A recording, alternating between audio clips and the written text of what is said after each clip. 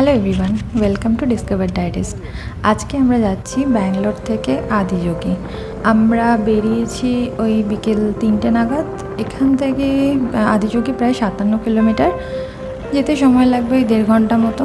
শহরের কিছুটা জ্যাম আর গ্রামের কিছুটা রাস্তা পেরোনোর পর আমরা আপাতত উঠে গেছি হাইওয়েতে। রাস্তাটা খুবই সুন্দর, দুধার দিয়ে প্রচুর নারকেল গাছ, আবার কিছু চাষবাসও হচ্ছে। এইসব দেখতে দেখতেই আমরা 30 কিলোমিটার মতো পার করে ফেলেছি। এখন একটা ছোট্ট টি ব্রেক নেওয়ার পালা। এখানে হাইওয়ের ধারে এরকম ছোট ছোট কিছু নারকেল পাতা বা প্লাস্টিকের ছাউনি দেওয়া কিছু চায়ের দোকান থাকে। এইসব দোকানে পাওয়া যায় বলতে মূলত চা, বিস্কিট, ইডলি, ধোসা, সাম্বার এই ধরনের খাবার দাবার পাওয়া যায়। আমরা একটু রেস্ট নিয়ে 2 কাপ চা খেয়ে আবার রওনা দিলাম বাকি জার্নিটা কন্টিনিউ করতে। একটু এগোতেই আমরা পাহাড়ের দেখা পেলাম। এগুলো আসলে খুব উঁচু পাহাড় না, খুবই হাইট কম এগুলোর। সবাই কম বেশি নন্দী হিলসের নাম শুনে থাকবে। নন্দী হিলসটা যেতে হলেও এই রাস্তা দিয়েই যেতে হয়। এইখানে এই যে বোর্ডটা দেওয়া আছে, এখান থেকে বাঁ দিকের এই রাস্তাটা নিলেই আমরা নন্দী হিলস যেতে পারবো। কিন্তু আমরা যেহেতু চিক্কাবাল্লাপুরে যাচ্ছি, সেহেতু আমরা সোজা যাবো এখান থেকে। আবার কিছুটা পাহাড়, বাড়ি, মাঠ, রাস্তা দেখতে দেখতে আমরা আবার বেশ কিছুটা চলে এসেছি। এখান থেকেই শুরু হচ্ছে আদিযোগী যাওয়ার রাস্তাটা। এই গাড়িগুলো সবই প্রায় আদিযোগীর দিকেই যাচ্ছে। ঢোকার মুখে এখানে বেশ কিছু স্পোর্টস অ্যাক্টিভিটি লক্ষ্য করা যায়।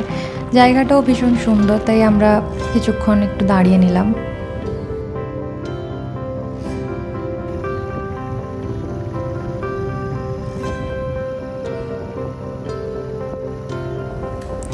আবার কিছুটা গ্রামের মধ্যে থেকে এসে আমরা পৌঁছে গেছি আদিযোগীর মেন গেট।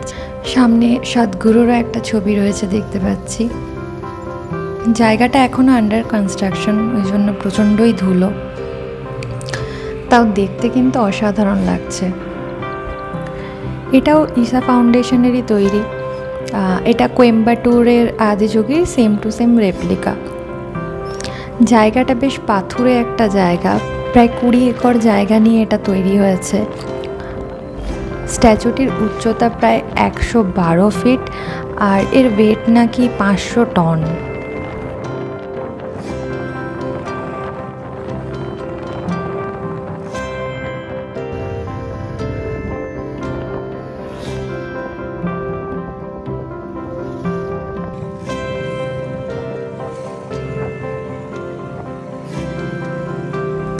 এখানেও আশেপাশে বেশ কতগুলো চায়ের দোকান।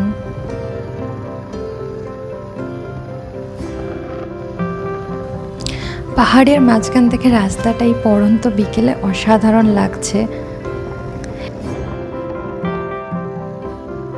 ভিউ দেখতে দেখতে চলেই এলাম। ওই যে দেখা যাচ্ছে মহাদেব ওখানে আছেন। ওই যে রাস্তাটা এদিক থেকে গিয়ে ওই দিকেই যাচ্ছে। এখান থেকে গাড়ির পার্কিং শুরু। বাইক পার্কিংটা মনে হয় আরেকটু ভেতরে আছে। হ্যাঁ, এইখানে আমাদের থেকে পার্কিং চার্জ হিসেবে শুধুমাত্র 20 টাকা নেওয়া হয়েছে। এখানে আর কোনো চার্জেস লাগে না। আর আদিযোগীর টাইমিং হচ্ছে সকাল 6টা থেকে এটা খোলা থাকে রাত্রি 8টা পর্যন্ত। প্রচুর লোক, প্রচুর গাড়ি। এখানে ঢুকতেই এখানে নাগমাতার একটা মন্দির, ওটা ক্রস করে আমরা গেলাম পার্কিংয়ে। পার্কিংটাও বিশাল বড়। গাড়ি রেখে আমরা হাঁটতে হাঁটতে যাচ্ছি এখন স্ট্যাচুর দিকে। এই জায়গাটা এখন আন্ডার কনস্ট্রাকশন আছে, সে কারণে এখানে বর্ষাকালে এলে খুবই অসুবিধে হবে হয়তো।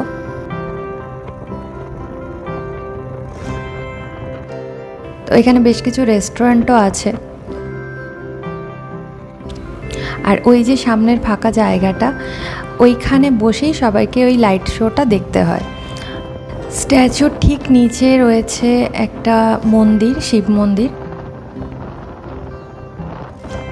সামনে রয়েছেন নন্দী মহারাজ।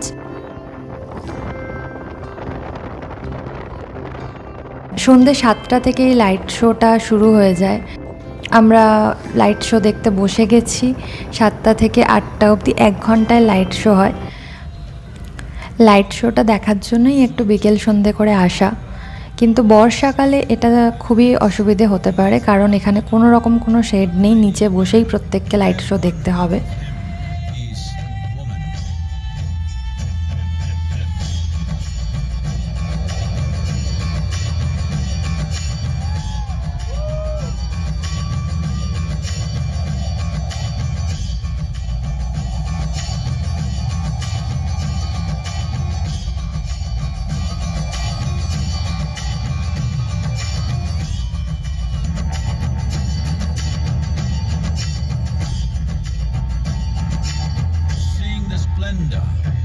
Of this magnificent union, Ghanas, his constant companions, asked, "What about us?"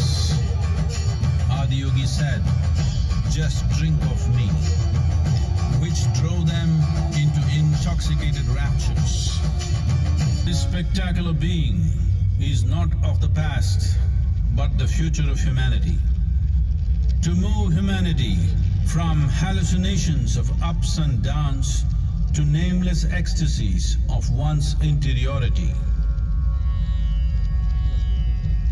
Mahadevaya Namaha, Mahadevaya Namaha, Mahadevaya Namaha. Light show শেষ হওয়ার পরে আমরা একটু ওয়েট করছিলাম যাতে ভিড়টা একটুখানি খালি হয়। ওইদিকে আবার কিসের একটা মেলা মতন বসেছে, কিছু ফুড স্টল আছে, কিছু লোক আবার ওই দিকটাতেও গেছে। দারুণ একটা লাইট শো দেখলাম। এবার আস্তে আস্তে বাড়ির দিকে আমরা পার্কিংয়ের দিকে যাচ্ছি, ওখান থেকে বাইকটা নিয়ে আমরা বাড়ির দিকে এগোবো। সব গাড়িগুলোই বেরোচ্ছে একসাথে, আর একটাই রাস্তা যেহেতু একটু তো ভিড় হবেই, তাও আমরা আস্তে ধীরে বেরোচ্ছি এবার। তো আজকের মতন টাটা।